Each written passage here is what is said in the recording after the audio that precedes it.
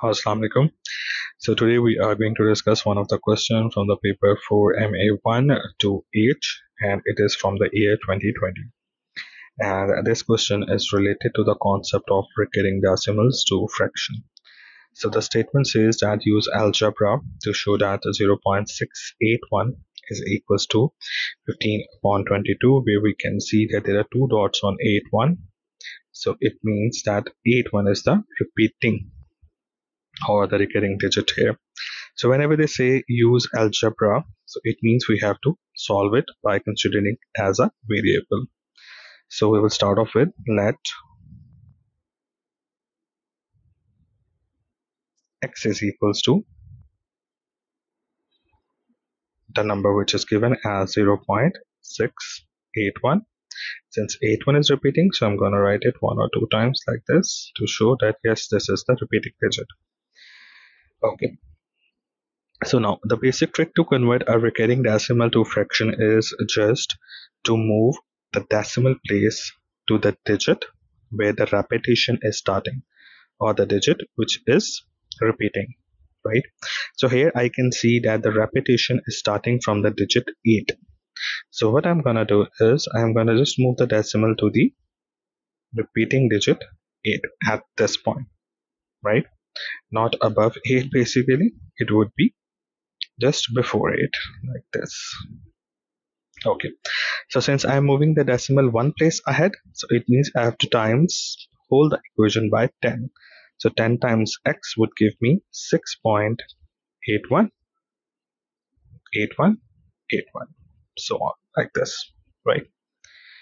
Okay, now for how long I have to move the decimal, that's the question which would come in your mind. So the thing is, we have to just keep on moving the decimal until and unless we get the digits same after the decimal.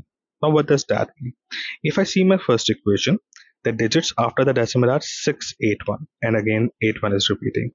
But if I see my second equation, I'm getting 8181 after the decimal, right? So the digits after the decimal are not same. So it means I have to keep on moving the decimal to the repeating digit until and unless I get the digits after the decimal same.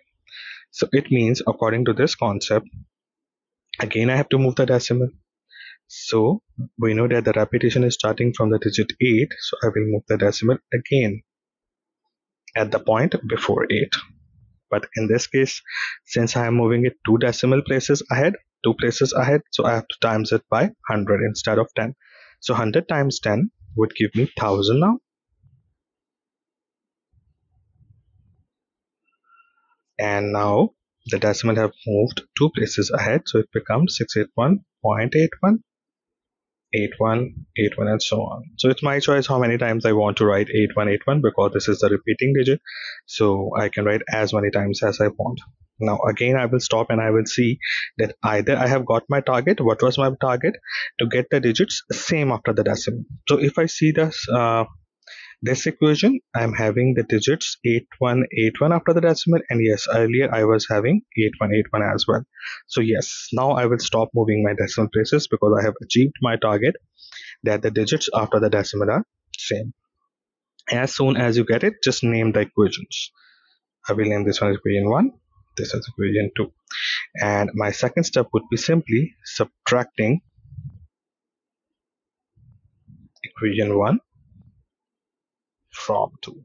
Now what is the benefit of subtracting here?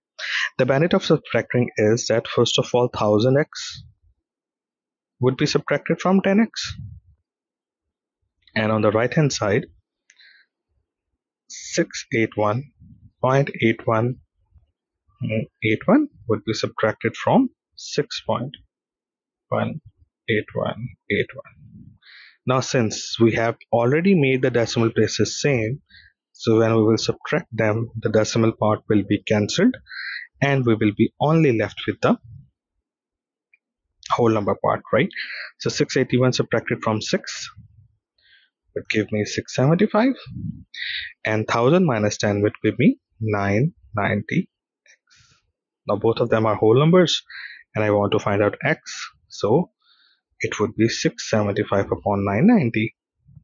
And if I further simplify, it would give me 15 upon 22, and even you can cross check your answer from the calculator as well. So I'm gonna write it here. Yes, 675 over 990 is giving me 15 upon 22 as well, and see the answer. It is giving me 0.681, and there's a dash on 81, means that they both are repeating, right? So you will say hence proved. That's what they were asking to prove algebraically, and that's how you have got it, and that's how you will get 2 marks. So I hope the concept is clear.